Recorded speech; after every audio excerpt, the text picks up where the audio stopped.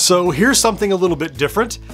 Typically, when I prepare a video like this, and sorry to pull the curtain back or show you how the sausage is made, but normally I do all of my research, I do all my experimentation, I shoot all of my B-roll, I do all my review work, and then when that's all done and I'm informed, I stand here and record my stand-up that kind of sandwiches the video together. I introduce it and I say goodbye at the end.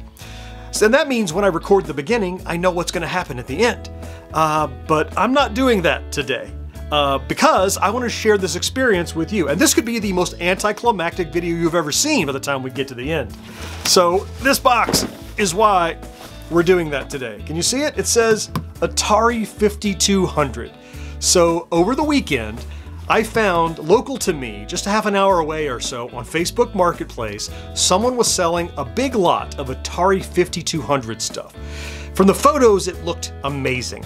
And it said it used to work, though it's not been tested lately, so I went out on a limb. I purchased this lot of Atari stuff for $180. It includes not only a 5200 and its controllers, the power supply, and all that, but I mean, like a dozen or so games, I think. We'll look at those.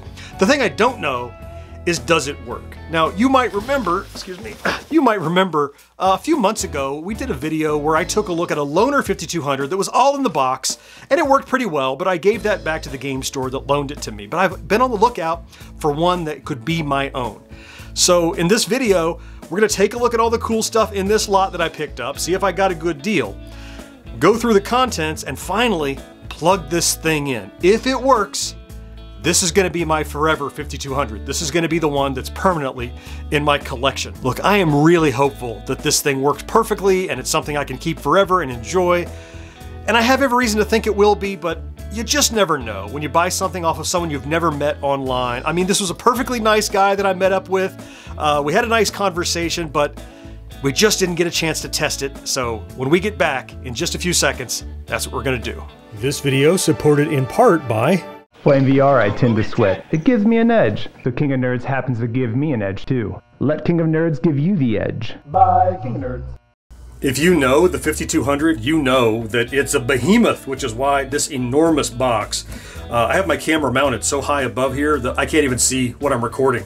I just have to assume that I set the shot properly. We'll see when I get to editing, but oh, like the little drop shadow in the Atari that somebody drew. But I wanted you to see what I saw as I open up this giant box and see all the stuff that was included in this lot.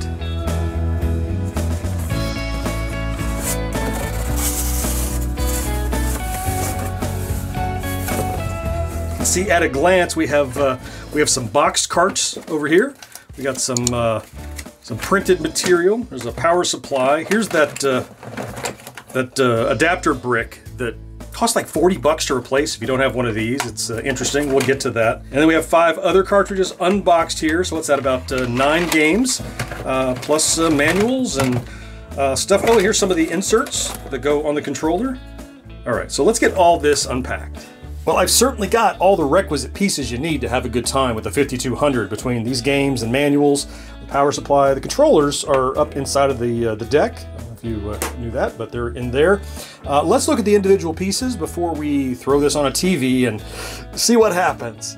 And I think I want to start by looking at the printed material and then the software and paraphernalia, and then get to the console before we plug it in and get going. So the printed material, the original owner's manual is here, intact. A couple of these flyers that I think these came in software. It was kind of just touting what kind of software was going to be available for the 5200. And then some manuals. Now they've seen some better days, but I mean they're here. Super Breakout. Oh, some writing in there. Is that? No, that's part of the printing. Sorry, Super Breakout is here. Centipede has been a little scuffed up. Galaxian is here. Oh, looks like Pac-Man got attacked by somebody's parakeet or something. It's all chewed up. Oh, free gift if you'll send in your warranty card. Like we're late. Just like a little flyer about the SuperSystem and all the peripherals you can get, the trackball and all that fun stuff. Oh, there's a kangaroo manual and just a couple of warranty sheets. Turning my attention then to the software side, looks like we have, what, 5, 6, like we have 9 titles here. We have a Centipede from Atari, Kangaroo, Galaxian, Pac-Man, and oh, and Super Breakout, which was the launch title for the 5200. Then we have these 4 boxed Parker Brothers games, which are nearly all complete. So just quickly pop these open and see. Here's Popeye has its manual. There's the cartridge, so that's there. We've got a Frogger, and no insert, but we do have the manual and the cartridge. We've got our friend Cubert, also Parker Brothers. Again, no insert, but we have the cartridge and the manual is there. And this one, this is the reason that I was willing to take a gamble on this 5200, because this Parker Brothers Montezuma's Revenge, I know this game well. I played it on my Atari 8-bit. This by itself is, for some reason, a highly sought-after game, and it's going for upwards of $100, $150 online. Look, I'm not looking to sell anything, but should this be a wash, I could probably get my money back out of it on software alone. And it's pretty much all there. There's a manual, there's a, oh, somebody put a Hello Kitty sticker on there. All right, oh, there's the cartridge with the insert. This is probably in the best shape of the box cartridges, aside from the sticker, and maybe I can, or stamp rather, maybe I can get that off of there. But yeah, so plenty of good software. In addition, like the Intellivision, the Atari 5200 had occasionally these little inserts. Now, I rarely see these, so I don't know how common they were in games, but I mean, here's a Centipede and a Pac-Man. This Frogger is, these are kind of like a vinyl, and this is like a cardboard. It's really beat up. But it looks like, I mean, 2 Froggers, 2 Pac-Man, 2 Centipedes. There's a Super Breakout as well in there. So a few of these inserts that literally go right on the surface of the controller, and those are here too. I promise I'm getting to the console, but this is worth noting. Look, there's nothing special about this other than without it, you are dead in the water. So it's interesting, if you have this console laying around, even if you have the power supply, you're out of luck, because what the 5200 did was, it was clever for the day. It's an auto switch, basically. So you plug the power into this, and then you plug this into the TV, and then you plug the cord from the back of the console into here, and it draws power from there, as well as sending the video signal through there. If you don't have this box, there's nothing you can do, and this box alone runs 30 to 50 bucks out there. So this one's here. I mean, it's a little bit weathered, but I mean, it's not like redly or something. Look, the adhesive is still on the back from, like, the Velcro adhesive is still there from when it was brand new. So that's here, in addition to the power supply. And then we have our console. And here she is. I mean, aside from being a little dusty and a few little surface scratches, because this kind of glossy plastic that they did, I mean, in remarkable shape. There's not even any really dings in the stainless steel here or anything. Plenty of dust down in the vents, which I think we can get out pretty well. And up here we have a little bit of schmutz from some tape that holds this door closed. In fact, let's go ahead and see if we can't get that cleaned off. It just looks to be a little left over from some tape. So just a tiny bit of adhesive solvent on there, and we're just gonna...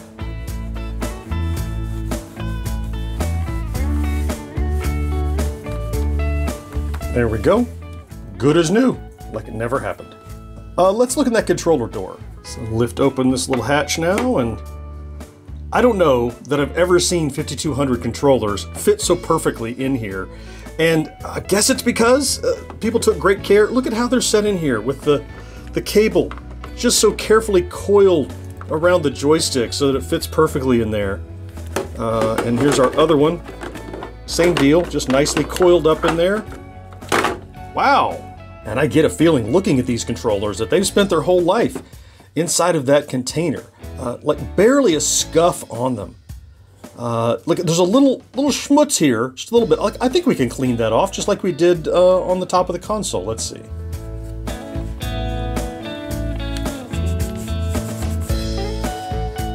There we go. That looks pretty dadgum good. And I do know that historically, sometimes the contacts under these numpad buttons can get a little sketchy, but I mean, we'll see. And that's just one of them. The other one is right here. And like a perfect twin, not only is it in equally good shape, it also has the same little gunk right here around the edge of the stick. Somebody had Funyun fingers, I think is what happened, probably. Let's get that one clean too. There we go. Funyuns no more. Perfectly clean and pristine. Now, there's certainly nothing wrong here other than a little dust in these fins, and I use this Flarp noise putty stuff. It does a really good job of getting down in the crevices of electronics. So if we just kind of mush it in, let it kind of take hold and seep into all the little nooks and crannies, And because it's a little gooey, it sticks to the dust and pulls all that dust right out. Yeah, look, that helped. I'll do the rest now. Same thing on these fins up here by the cartridge slot. Again, it's just a lot of dust in there, so we're just gonna let this settle into all the little fins. And then hopefully when we pull it out, it will have conformed. Yep, and pull out a lot of that dust. All right, now in addition to the top, let's check out what's going on the bottom of this guy. So, yeah, really what you have is you have this data cable, which is data and power and everything, the signal that's wound around this plate on the bottom, and that's pretty much it. There's nothing else to plug into the console. There are no ports or anything. Look, I mean, there are access ports and these doors and things, but you don't use them for anything at all. Really, that one umbilical going to this little control deck switch box thing is it. All right, well, we've done a little cleaning. It's in a little better shape than it was when I picked it up. We've taken stock and inventory of all the materials that are included. Nothing left now but to hook it up, plug it in, turn it on, and see if my investment paid off. Now, you may be thinking to yourself, or even screaming at your screen right about now, going, wait a minute. I thought, John, you were unemployed and you were trying to make GenXGrownUp a full-time gig and you don't have much disposable income. How in the world did you come up with $180 to spend on a video game console that you're not even sure of whether or not it worked or not? Well, you have a point there, and yes, I'm unemployed, but I'm not dead. You know, as I try to offset the fact that I'm making no real income from a regular job right now, I sell things on eBay now and then, and also I depend heavily on the kindness of devoted viewers like you to support GenXGrownUp. Maybe you will consider heading over to Patreon at genxgrownup.com/Patreon. For as little as $1 a month, you could become a supporter and help what we do. If that's not, you know, something you're interested in doing, you could always click that little thanks button below the video to do a one-time donation. Or if all that's just too much, you don't believe in giving money to people on the internet, I get it. Maybe just share this video with other people you think might enjoy it. That would help a lot too. So that is how I afforded picking up this Atari 5200, and now I want to get back to finding out if it's going to work. It's time to see all of these pieces work together. So I've got the little switch box. I'm going to take the power supply, plug it right in there. Then I take this umbilical from the back of the 5200. That goes right in this game port. Then this coaxial plug on the end goes right into the back of my TV. Let's pick a game. Plug in that controller. And power it on. There it is, alive. Hello, Pac-Man. All right, it works. This video just stayed interesting instead of turning into a, oh my God, what's broken, with this console instead. All right, so I plugged in the little Pac-Man overlay, and you can see it there, so you can pick the game level. Yeah, it looks like those buttons are doing what they're supposed to. 1 or 2 player, yeah, that's doing the job. This might be the best version of this controller I have held since I held one back in the early 80s, I'm going to guess. So let's play some Pac-Man.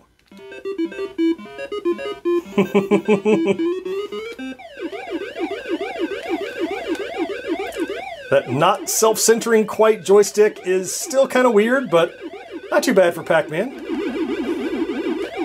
And of course, the pause button. A huge feature of the 5200. I remember in commercials, I think, talking about, oh, if your mom calls you to take out the trash, you can hit pause anytime. Which, I'm not sure I was happy about that feature, but I'm sure it sold some 5200s.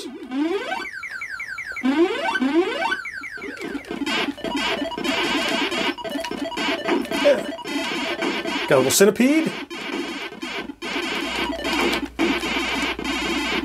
Yeah.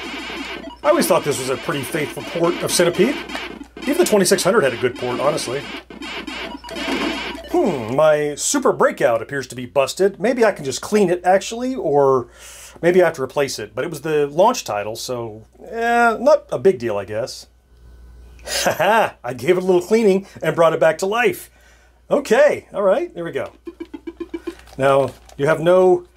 Here's where this joystick actually works pretty well, because the way this joystick, this analog stick, you kind of can move where you want. It's really responsive. All right. It's an interesting way to play Breakout, I'll say that. Yeah, it's there's not much finesse. It's kind of weird, but there's the launch title and it works, so okay. Got some Galaxian, just a good arcade port. Yeah, it's appropriate.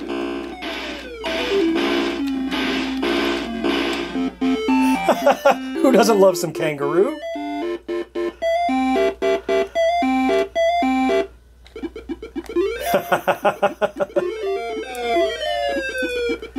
Now, of course, I could go back and get all the fruit again. I just want to kind of finish a level. Punch.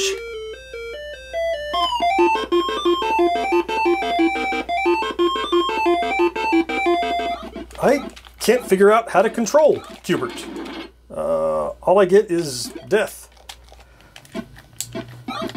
Alright, well I got Q*bert to move, but I'm not sure really what I'm doing. Then the instruction manual doesn't help a lot, but yes, we have Q*bert. I'm not blaming the 5200, I'm blaming this dumb port of Q*bert. So Frogger is just as weird as it can be. So when you use the joystick to control it, you have to point in the direction you want to go and then push the fire button to jump, and then try to turn your frog, and it's not great. But they offer the option to use the keypad controllers, and that's what that overlay was for. So I'm going to switch to keypad, and then, so I can navigate like this, almost like with arrow keys on a keyboard, which, I mean, is, other than me jumping in the water, is working pretty well, actually.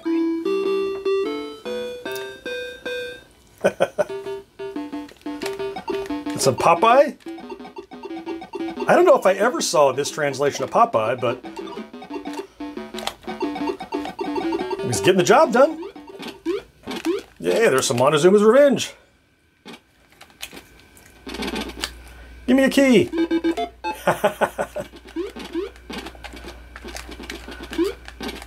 Up. Use the key to unlock this door. Boom. Yeah, I'm very familiar with this game. Oh, except for you can't fall that far. I played it a lot on my Atari 8-bit, and it's a fun game. It's a big adventure, and there's actually, I mean, like you can finish and solve this game. And it was the most valuable of the lot, and yes, ooh, I fell too far, and yes, it does work, which is an extra bonus. Now, this part I'm recording after I found out that, yes indeed, the Atari 5200 that I got off Facebook Marketplace absolutely still works, and that means it's now going to be part of my permanent collection. This is now my Atari 5200. I will say, as an apology to that Q*bert game, I've learned, because of playing a little bit more since I've been doing this, that it's just contacts on the game. If you clean it a little bit more, the game just won't behave properly. Sometimes it'll launch, it'll start, but it won't do the controls or anything right. Cleaning up Q*bert meant it worked a little better as well. So even that works fine. I think everything in this box needs just a good cleaning.